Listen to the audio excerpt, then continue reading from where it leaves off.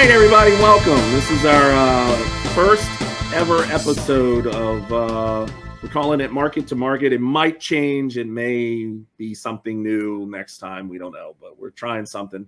I'm Chris Hill, and this is Chris Drewer, a friend of mine. Chris, you want to, I'll tell my spiel, and you want to do yours first? Is that good? Sure. You go first. Chris Drewer. I'm a real estate agent in Baltimore metro area, White Marsh, Perry Hall area. Been in real estate for 20 years. And before that, I had experience as a retail store manager. Before I got into real estate, I just figured that housing was a good industry to stay in since I started in it. And I've been here ever since. Nice.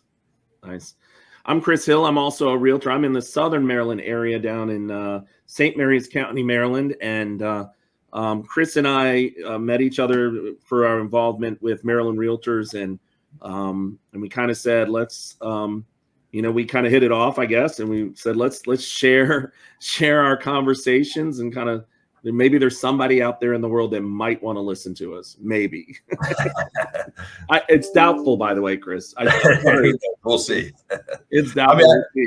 I think one thing that's unique about us is we both are top producers and we're involved in the industry. Because a lot of people, you don't see that. You don't see a lot of realtors that are involved in the industry and producing a lot of sales. I think that's something we lack in the industry. So.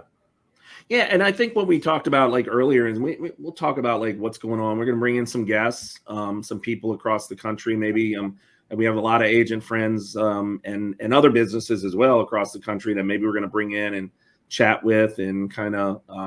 I think our goal is just to talk about what's going on, and our primary focus will be real estate. But sometimes there's things that maybe we'll go off on a tangent on and talk about, but. They always, you ever go on some of these podcasts and you can go back to episode 1 and you can see how kind of like janky it is and it evolves into something. That's kind of what we're hoping for. I agree. Yeah, it might be a little bit disorganized to start, but I think some people like that though. It's kind of, if it's dry, I don't think many people would enjoy it. Yeah. Yeah, we're hoping you'll enjoy it and just kind of listen to us BS for a few minutes. And we're going to try and I think we got a commitment. I'm going to put our necks out on this one, but we're going to try and do it every 2 weeks, kind of give you something every couple of weeks from us. And hopefully we can share it with you. You can share it with your friends, and we'll hopefully have something a little bit more, something you want to listen to. So Chris, so you got a big market area, really, actually, and a ton of agents in your market area. Like you got a ton in your area. So let's say, what's the market like? What's going on there where you are? It's divided in sections right now. I would say that I put 3 properties on the market last week, the same day. And I had various outcomes. I had 2 of them were like entry level or investor type properties. Those properties, we had, lots of showings, multiple offers by the weekend. Another property was in north of here in Harford County, and that one we had 1 showing and 1 other showing that's scheduled now. And I think I'm going to get an offer out of the 2. Nice. But it's like it was a very big difference in showings. Yeah. For those 3 properties, but it was a good test because they were all listed. on the same day. So right. I got to evaluate each one, but. Right now with the rates, I think school starting is a big deal here, but that's also sectioned out. Baltimore County started last Monday and then Harford County started today.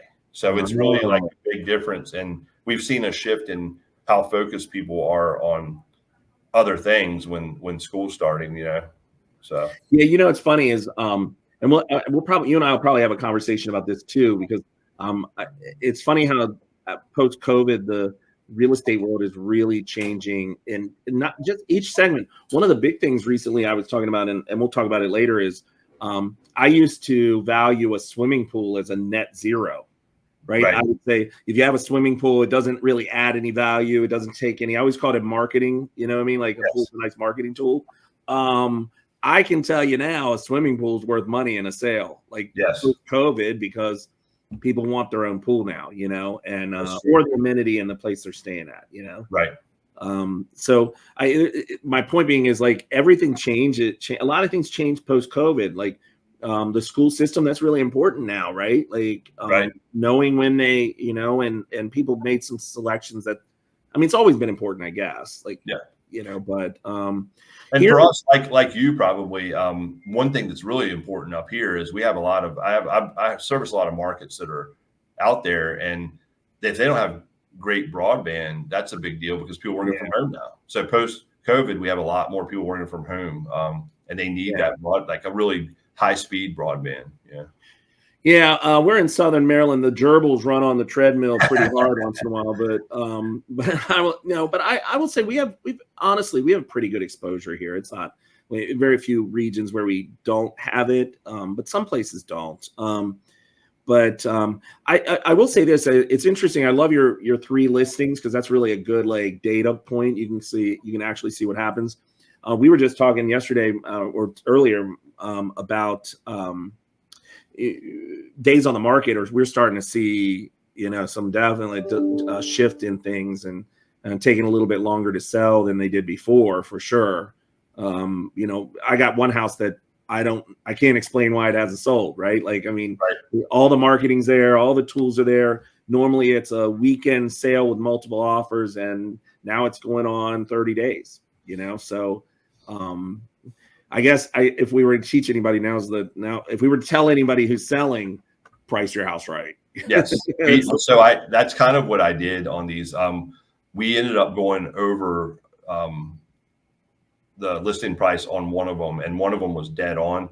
But the one that went over, we had that conversation. Let's start at this number, and we'll get multiple bids. And I think we'll go. I didn't promise anything, but I said this is your best chance of getting. Yeah. Because once it's stale in the market and you haven't gotten anything, we've seen more price decreases across the MLS than I've seen in a while. Yeah, me too. Yeah. So and like you said, days on market are increasing in some areas. And right now we just don't have. I mean, it's weird, but I think it's the time of year. I think this time of year is always like that, somewhat, with school starting back and and you get your last month of vacations in August, and really I think I was just talking to someone today. I was at an open house, and we were talking about the fact that some schools start before Labor Day, and I think it cuts off the tourism in that area a lot.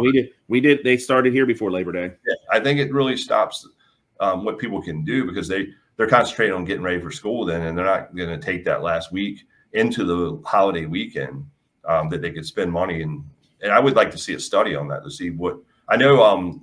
In the past, we have I think Hogan. I know Peter Francho, the old comptroller. He was big on. He wanted it to start after Labor Day for tourism and for commerce.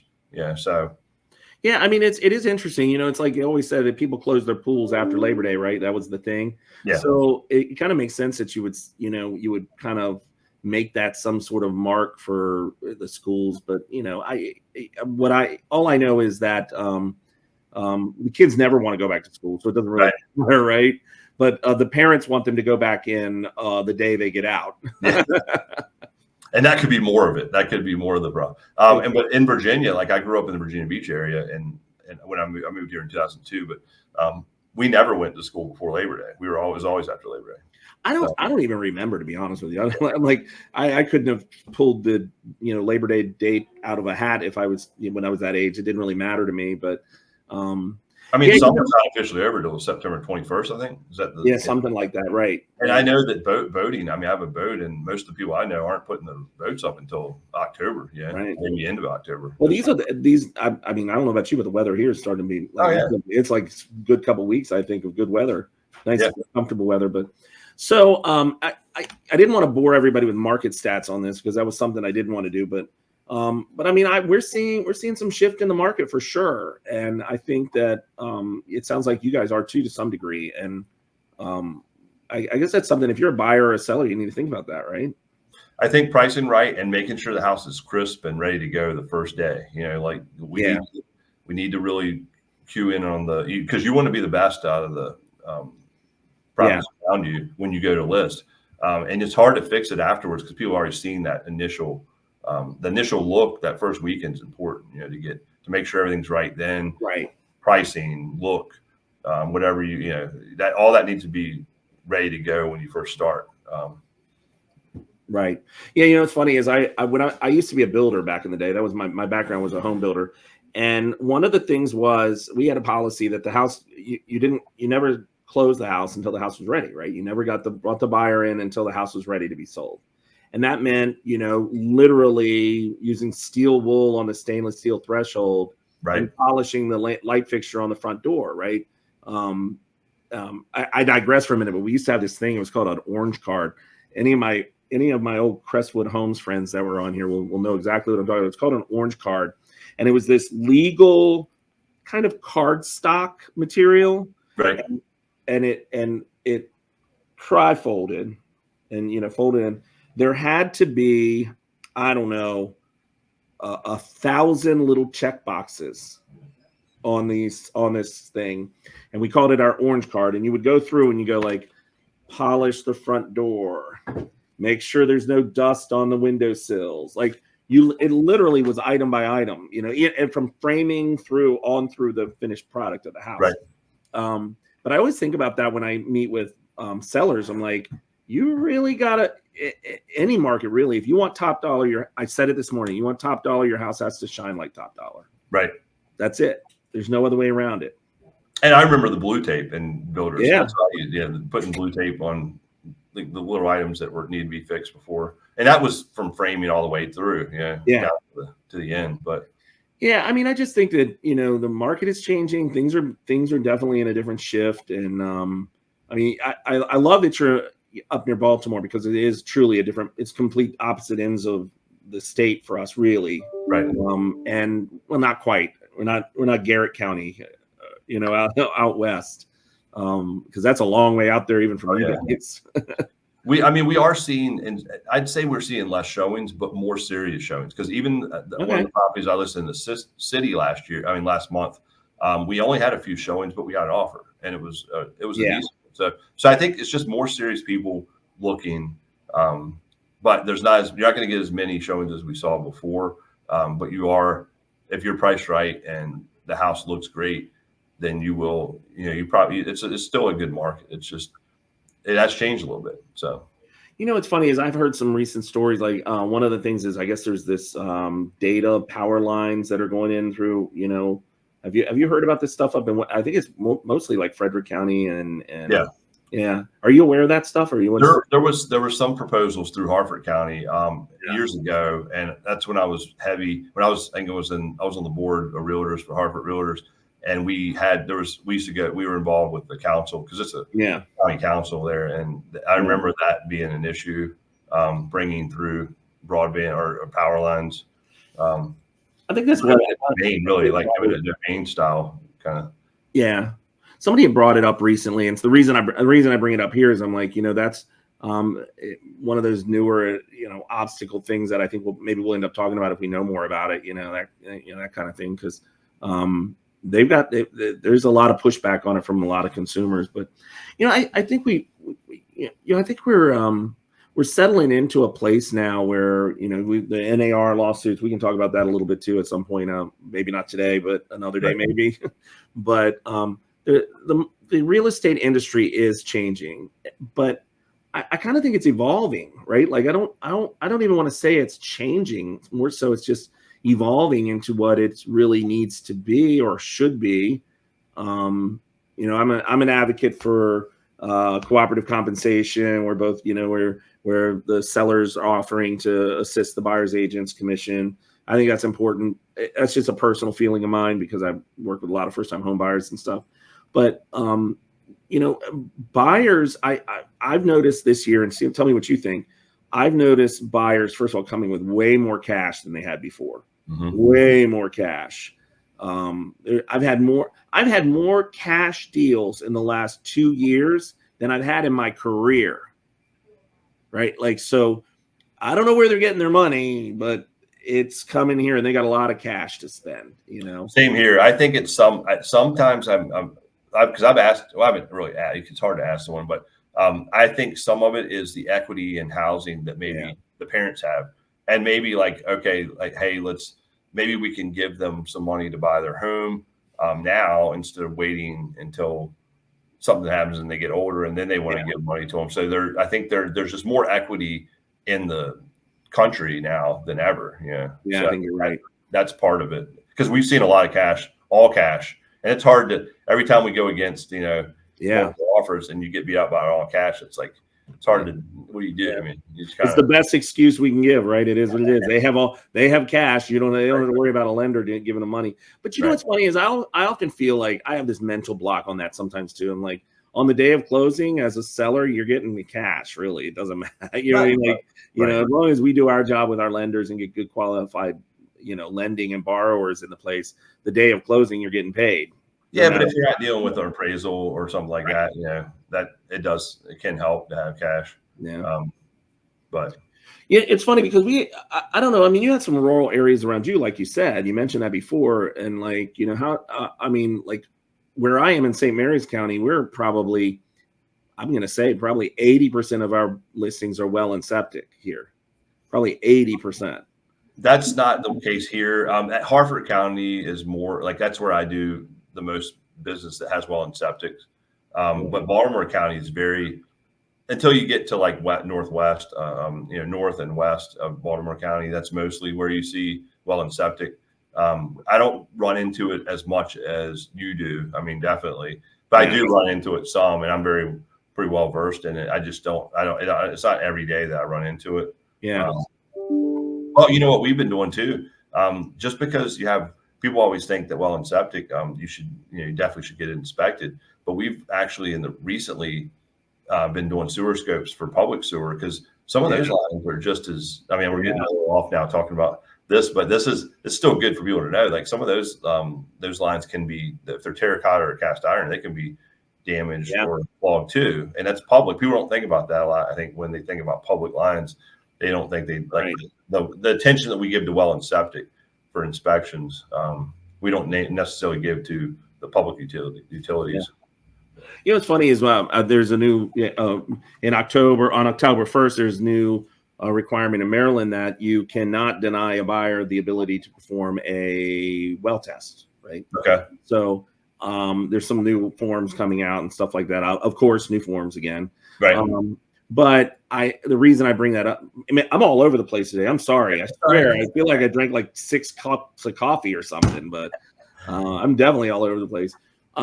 But they, I was just thinking about it. It was interesting because if you sell your home as is now, you really can't deny a buyer the ability to do a well test, right?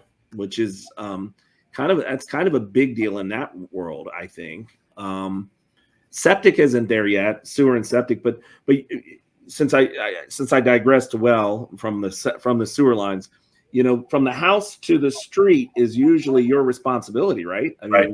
Yeah. So if you're if you got a tree in your front yard or something and the roots get into the way, that's on you most of the time, I believe. It is, yeah. Yeah. So that's definitely something to do. Scope those lines, make sure you're checking them out for sure. And there are some insurance policies you can ask about too, that cover the replacement of water and sewer lines public.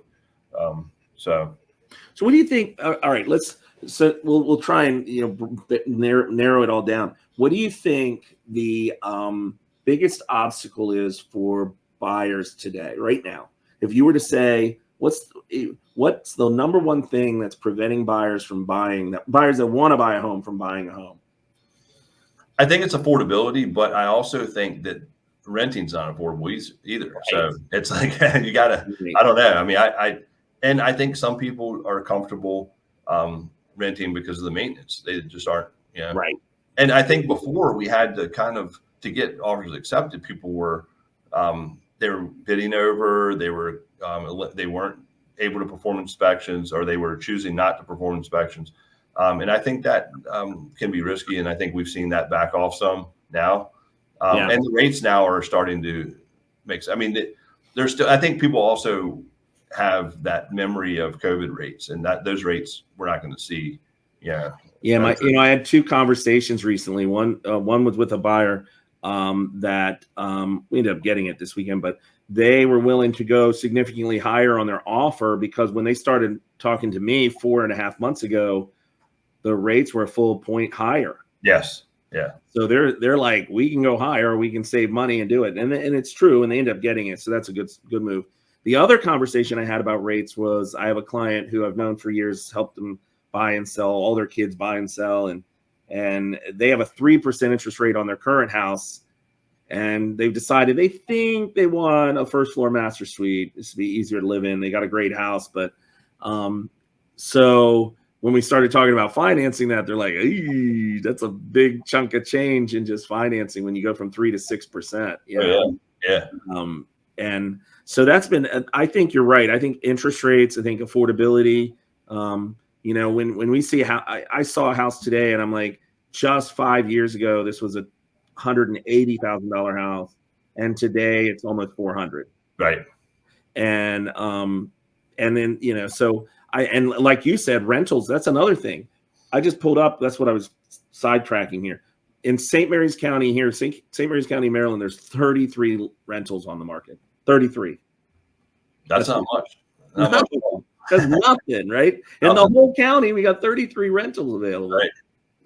And that's from the little end to the high end, but the little end now, you don't have anything under $1,200 really. You know what I mean? There's nothing available. We don't have apartments here, very few apartments in St. Mary's. Right. If they do, it's somebody's basement apartment kind of thing. No, so I mean, I just think that you're right. I think affordability has been a problem. It's going to be. I don't think it's going away. No, I don't either. I mean, it sounds. I mean, really, the crunch now for fuel, groceries. I mean, that's also a pinch now that people are feeling. And when you add that to the number one expense is housing usually, and then you add all that stuff to it, it's just tough. Yeah. What do you think? Do you think that I this is now we're getting philosophical. This could be dangerous. Let's give it a shot. What do you think? I've heard about several opportunities for government programs for housing assistance to get you into a new home, like down payment assistance programs. Right. I don't know if you remember the one that we had years ago. We had some down payment assistance programs that were it was a grant, I believe, and you had to pay it back if you sold within. Well, we still do a lot of those. So in Baltimore City, there's a organization called Live Baltimore, and there's a lot of grants out of that. Really? We have the MMP, was Maryland Mortgage Program, and then FHLB, which has to be through a bank, but they also have a program. So there are grants out there. I mean, there's definitely some help. And some of that, like you said, some of it's forgiven, depends on how many years, after a certain amount of years sometimes. But a lot of those are also income restricted. Like you can only make so much money or you're out of the box. Right. Because of restrictions. So yeah, and that's the thing. And when you look at the numbers and you're like, you got to make that little bit of money, and probably on the high end of affordability for what you're trying to buy. I mean, we also have live near your work, and Hopkins is a big one for that. So that's the good thing about the city, having a lot of good like employers there still, and some of those programs are really beneficial. So yeah, that's pretty cool. I mean, I think we have very few of those programs anymore here. We availability of Maryland Mortgage Program, of course, but most of the grants and things we have very few of them. And if they're so income restricted that they aren't functioning for us, right? Right. I mean, our median price is now 4 something, so that hurts when somebody's first time home buyer is buying a $400,000 house. I'm dumbfounded when I think of that. Like, that's just ridiculous. I just had that conversation with someone. We said, I said, because they were asking me about the listings I put on. They said, well, what were the price ranges? And I said, well, 150, 180, and I said around 400. And I said, first time buyer price ranges, kind of, for the 400. And it's hard to think of that, because I remember when we used to pull up the whole county under 200,000. Yeah. And there was 40 houses. Now there's 3, maybe. Yeah, I was gonna say we have so little under. Yeah, we don't have a townhouse or anything under that. What about, like, you guys have mobile homes? Do you have any mobiles down there at all? Yeah, we do, but honestly, they started closing those out a while ago. Okay. So there's so few of them. I mean, they're still here, hit or miss, but they're very, very few and far between. Well, when it comes to monthly affordability, you still have the ground rent there, so it's still. We don't have ground rent here. Even in your park, you have any mobile home? Like I said, very, very few. Yeah. See, we have parks here that have high ground rents for mobile homes. So Yeah, we have and then we have the ground rents in the city, which are very low, but they're right. annoying because sometimes you don't know who owns them. So that's another thing. We could talk about that one show like by itself. You know, Yeah, just for sure. Actually, I want to talk about that because it's something that, I think we ought to start pushing for is a one-stop shop for our government to have all their data for that right, stuff in one spot. Like the GIS sites that we use here, and right, they're terrific here. I mean, they right. do great things, but like all these super funds and all these other areas Well, that should all be designated. even the utility funds when they build new homes, like when Yeah, they drag that, those are hard to find unless the homeowner knows who they're paying it's once a year. So it's hard to right, track down. And then you right. got the ground rent holders. If someone owns ground rent and they pass away, no one knows who has it. And then Oh, it's because it wow. doesn't get collected and it's, we can't find it. There's a lot of different stuff like that. Yeah. That makes it really tough. Yeah. What's funny is like I feel like there's so much that we could talk about and go into one conversation or another, and that's I thought this would be a good starting point for us to kind of just do our thing, get kind of situated, talk about what we're going to talk about. We did dig deep into real estate, of course, but Yeah. I I mean, think there's a lot of different branches to go to that. Yeah. yeah, for sure. I mean, like, we were talking about like contractors and like the availability of those guys. These guys are, and I think post COVID now you have people that are fixing up their houses instead of selling them. You know what I mean? Right. 'Cause they don't, they'd rather put in the deck or the pool than and take equity out of their house than to finance another new house at 6%, or 7%, or It's funny. That's all like driven by the market also because in Ocean City, I sell in Ocean City also. Do you sell in Ocean City also? no, not at all. So I do some there, and I couldn't find anyone to do work there. Like it's hard to find anyone to do Yeah, I work. did hear that. Sparse. But here, I've had contractors call me recently and say that they all of a sudden they don't have a lot of work, Hmm. and I know that I don't know if that's driven by just people not being able to afford it, and maybe they're. But I thought maybe we would see some people because we have seen the refis start to kick up a little bit, Right. and maybe they would be able to take out a HELOC or something to do those big renovations like kitchen, baths, stuff like that. Right. But we're not right now. It's kind of slowed down. It could just be cyclical, and it could be the timing of the market, like the school, like same thing we've seen this month, just because this time of year can tend to be like a little bit slower just because of everything going on, school Right. starting, the end of the vacation, Right. big vacation month in August. So Yeah, I think we're starting to pick up a little bit too here, so that'll be good. But well, and look, really, I used to notice it a lot in my past life. I was at Lowe's and I saw like we saw April to July 4th was that's our big market for home right. improvements. And then Labor Day was another push, but it was mostly grills and like stuff like that. You're already done with patio furniture. Right. Everything Right. The closed new out. lawnmower was sold 3 months ago because they Yeah, needed yeah, to yeah. wrap. So, Right. Got and it. sometimes grills were sold we had big pushes for those and 4th of July and Memorial Day. So, but Labor Day was really just that, and then getting ready now. They have a big presence for, I guess, for Halloween and the fall, like the fall lawn care. But and maybe like the nursery. That's something. That's another thing. It's hard to find when you're trying to freshen up a house to get ready on the market. Like, what do you use? Because that curb appeal on the front, the landscape is really important. Yeah. So, it's funny you say that because our office here, I can't show it to you, but behind me that's the Lowe's right there. Okay. okay. And what every year we always joke because they actually fence in a huge portion of the parking lot. Yep. The drive-through for mulch and topsoil. And I've never seen when they bring in mulch, they bring it in 24/7 now. They're driving trucks in and just dropping bags and bags of mulch down. And one day we come in and there's a big fence around and they've got literally thousands of bags of mulch here. And it kind of they'll do that where they can get away with it. I know in Glen Burnie when I helped out there, they had one. Some markets they won't allow it. The shopping center won't. So it's got to be the right market, but they'll do it where they can get away with it because it is a lot easier. But then you have to worry about it staying.